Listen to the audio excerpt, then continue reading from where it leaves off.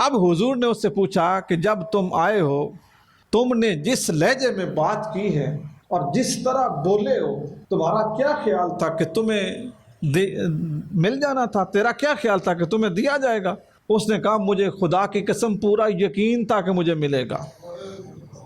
ایک بدو سرکار کے پاس آیا، بھوکا تھا، وہ بھوکا حضور کے پاس آیا، 2 اونٹ لے کے آیا اور دونوں اونٹوں کے اوپر جو وہ پلانے ہوتے تھے نا جن کے اندر وہ سامان لاتے تھے وہ اس نے رکھے ہوئے، اور آتے ہی نبی پاک صلی اللہ علیہ وسلم سے کہتا ہے اے محمد صلی اللہ علیہ وسلم، درود پاک پڑھی حضور کی ذات پہ صلی اللہ علیہ وسلم۔ اس نے تو وہ نام اسی طرح لیا نا، تو پھر میں نے اسی طرح بیان کرنا تھا۔ اس نے کہا اے محمد صلی اللہ علیہ وسلم، میرے ان دونوں اونٹوں پہ سامان لا دیے، اور اگلے لفظ اس نے پتہ کیا بولے؟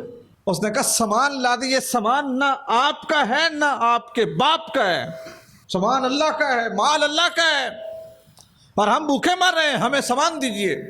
ہر طرح کے لوگ، ہر طرح کی زبان بولنے والے، ہر طرح کا لہجہ رکھنے والے حضور کے پاس آ جاتے تھے۔ حضور نے بات سنی تو جو صحابہ تھے، سنگی تھے، معتقد تھے، کلمہ پڑھنے والے جو ساتھ خدام بیٹھے تھے، ان سے تو وہ بات برداشت نہ ہوئی۔ صحابہ کے جو چہرے تھے وہ انتہائی متغیر ہوئے، رنگ ان کے پریشان ہوئے کہ اس کو کچھ سکھایا جائے۔ حضور نے روک دیا۔ حضور نے پوچھا ان دونوں اونٹوں میں کیا لاد دیں؟ اس نے کہا ایک پہ جو لاد دیں، ایک پہ کھجوریں لاد دیں۔ اونٹ لد گئے۔ جب لد گئے اور رسیاں کس دی گئیں اور اس کو دے دیا گیا، اب حضور نے اس سے پوچھا کہ جب تم آئے ہو تم نے جس لہجے میں بات کی ہے اور جس طرح بولے ہو تمہارا کیا خیال تھا کہ تمہیں مل جانا تھا؟ تیرا کیا خیال تھا کہ تمہیں دیا جائے گا؟ اس نے کہا مجھے خدا کی قسم پورا یقین تھا کہ مجھے ملے گا۔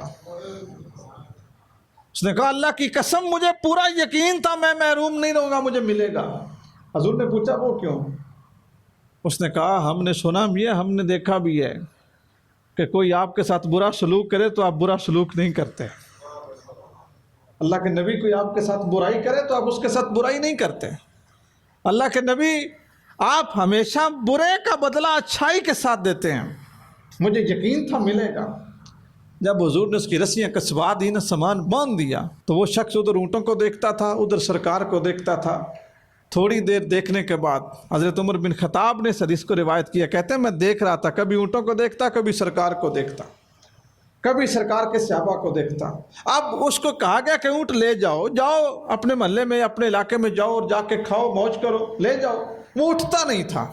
حضور نے جب پوچھ لیا نا اس سے کہ تمہیں امید تھی، تو اس نے کہا مجھے یقین تھا، آپ برائی کا بدلہ برائی سے نہیں دیتے، مجھے یقین تھا۔ اب جب اس کو مل گیا تو وہ دیکھتا تھا اور اٹھتا ہی نہیں تھا۔ کہتے ہیں ہم نے اس کو کہا کہ اب چلے بھی جاؤ، اٹھ جاؤ۔ اس نے کہا اس وقت تک نہیں اٹھوں گا جب تک رسول اللہ مجھے اپنے دین میں داخل نہیں کریں گے، مجھے اپنے دین میں داخل نہیں کریں گے۔